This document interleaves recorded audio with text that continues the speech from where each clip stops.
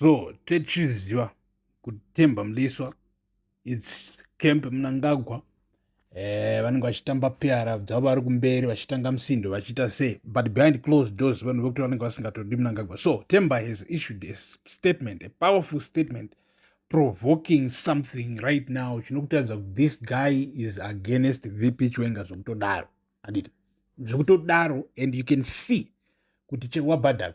And right now, let me tell you this, Mnangagwa is moving so fast. And why I move so fast is because this resistance that is growing, this uniting of Zimbabweans that is growing and being led by Chiwenga, who is a man of action, who has proved that again and again, up to the extent of visa Robert Gabriel Mugabe.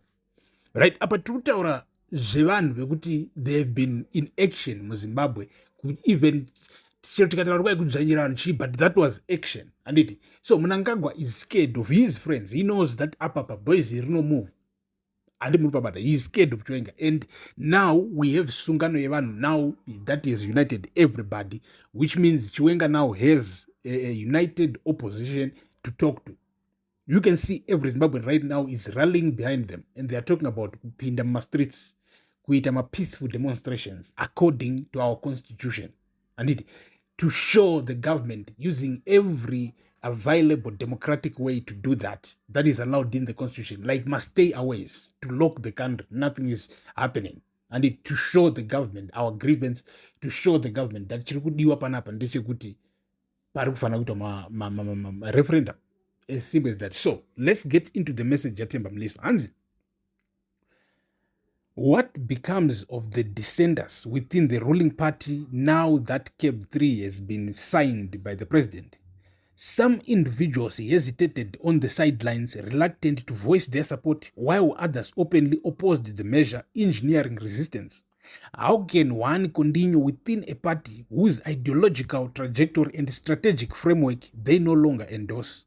What justifies their continued fellowship within a religion whose divinity they doubt?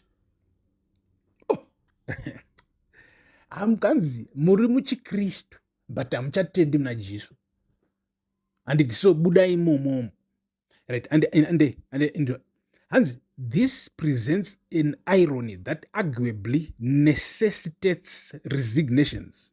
Where obstinance prevails, strategic reshuffles should be undertaken. The ruling party must henceforth engage in thorough reorganization of its structures, such as the Central Committee, to eliminate those lacking sincerity in their commitments. Knowing these kind of individuals, some may soon project themselves as the main proponents of CAB 3, seeking to harvest the benefits of the expense of tractors that actually worked for it. And the enduring power of the rural community, in accordance with the fundamental principles of democracy, which hinge upon majority support, CAB 3, Constitutional Amendment Bill number 3, secured victory predominantly through the concerted mobilization of traditional leaders who successfully rallied grassroots backing in rural communities. These rural constituencies remain the cornerstone of any serious political entity. They are generally detached from the tumult of social media and remain disciplined and true to the cause. The rural electorate provides a steadfast and disciplined demographic. The opposition has actually struggled to establish itself as a viable alternative, in part due to its inability to gain a foothold in these crucial rural areas. Thus, as we celebrate the success of Constitutional Amendment 3, it is important to remain alive to the reality of who led the success of CA3 and who was hiding or resisting. Temba Mliswa wapedza. But let's talk about the reality here. Temba Mliswa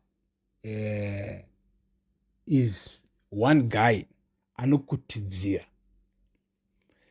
Akafunga iri side ndo riri kuwina. Unouya kukutidzira against raari kufunga ndo riri kuluza. He is pushing for that kind of narrative yekuti it must be one takes it all. So now he thinks VP Chiwenga is totally defeated but he is not seeing zviri kuitika in reality. He is busy bootlicking, trying to get paid, trying to get whatever from Zvigananda, etc.